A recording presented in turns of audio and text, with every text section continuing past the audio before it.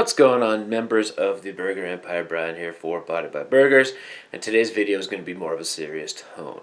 I'm going to talk about an example of myself and how you guys can apply it to your own lives to try and be successful. I'm using this in the context of losing weight, being more serious about a fitness routine and regimen, and going about it that way. But my biggest change this year and going forward since about the middle of December is that I stopped lying to myself. This can be applied to anything in life. If you stop lying to yourself, get into that mentality that, I was cheating myself, I was justifying what I was doing as good, and you get rid of that notion, I promise you are going to be successful. The biggest thing for myself is at the beginning of this year, January 1st, 2018, it just so happened that I ended up getting into this mentality on New Year's, whatever the case may be, and as to why I did, who knows. But January 1st, 2018, I weighed 329.8 pounds, and I currently stand here in front of you making this video today at 314.4 pounds, so that is literally 15 pounds or so lost already this year.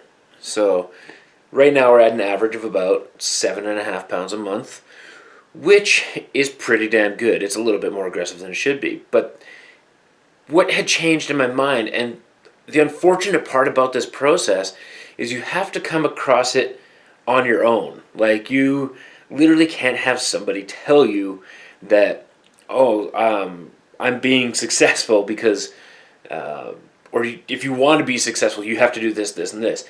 It's just like anything else in life. You're never going to be successful. You're never going to be ready to admit that you were lying to yourself until you actually are ready and you actually admit it to yourself.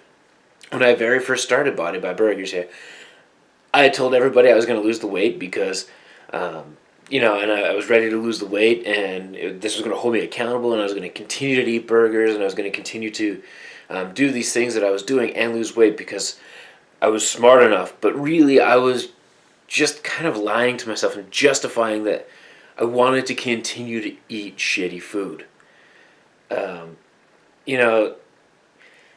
Right now I'm at the point where I need to have a better relationship with food before I can start to eat that shitty food again. Did I have success while I was doing what I was doing before? Yeah, I had success, but it was mediocre success, and I'm done with mediocre. I was lying to myself, and I was justifying myself that eating the foods that I was eating was for a good cause. It was for entertainment purposes. It was for the YouTube channel, and it's just when you guys had seen me do those eating videos, it wasn't just the burgers in the video that I was eating. Like if I were to go to, as an example, A&W had that double meat, double cheese, or double bacon, whatever it was, and I ate that for you guys. It literally wasn't just the burger that I had ordered. I had ordered the burger with the combo meal, and then I probably got one of their little buddy burgers or whatever they are on the side of that. So, I was eating more than just what you guys had seen on camera, and I had justified it again as this is the right thing to do. This is normal. You need a cheat. You need a blah blah blah blah blah. I had 1,000 excuses in the book as to why I ate the way I did.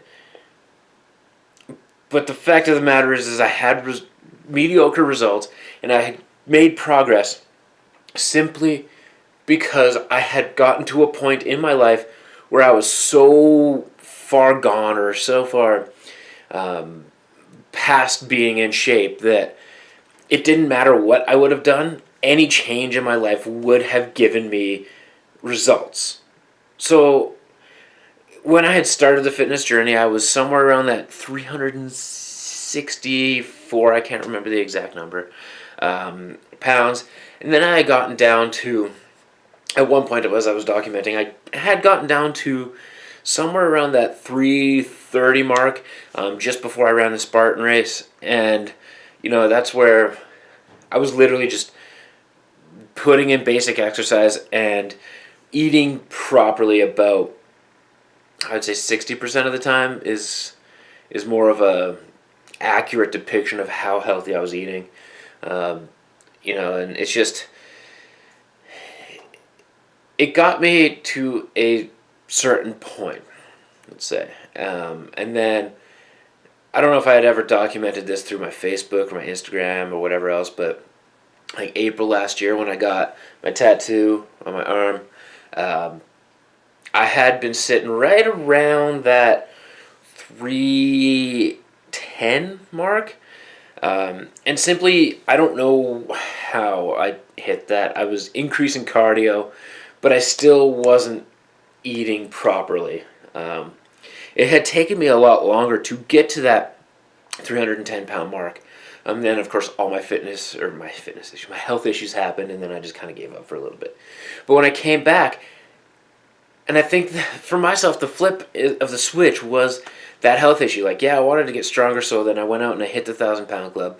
And then I had the flip of the switch. Like, I got to take life and this health fitness thing serious if I want to be around for longer. Like, I mean, I know my health issue wasn't all that major according to doctors and results and all that fun stuff, but it was still an eye-opening experience, and it's kind of sad that it came to something like that made me realize that I got to take things serious, and I got to stop lying to myself, and I got to stop justifying myself on the actions that I'm doing, because it got me nowhere.